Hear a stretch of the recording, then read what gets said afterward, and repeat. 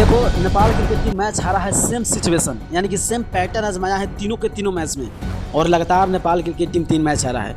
इतना नहीं, मैं आपको बता दूं कि देखो सबसे पहले एक होता है कि कभी बैट्समैन नहीं चला, कभी बॉलर नहीं चला, तो कभी वो नहीं चला, तो कभी ये नहीं चला, ऐसा कुछ नहीं है। यानी कि देखो नेपाल क्रिकेट टीम भले ही पहले बॉलिंग करना है, तीनों में तीनों पहले बॉलिंग करना है नेपाल क्रिकेट टीम, और 10 ओवर तक बहुत बॉलर को धोया, बहुत ज़्यादा धोया जाता है 10-11 ओवर तक। उसके बाद बॉलर आते हैं, कुछ करते हैं, उसके बाद थोड़ा बहुत रन अंदर होता है, मगर जाके जाते 80, 85, 74, 75 पर रन को रोक दिया जाता है, उतना पर रन हो जाता है।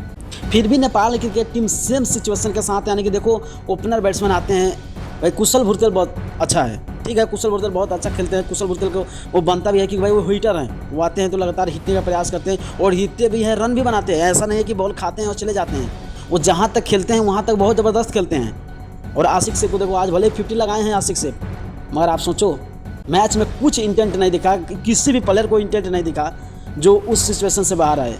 यानी कि आते हैं लगातार, जब 1-2 विकेट गिरने के बाद उसके बाद भाई पता ही नहीं चलता है कि नेपाल क्रिकेट टीम किस मोड में जा रहा है, किस सिचुएशन में जा रहा है।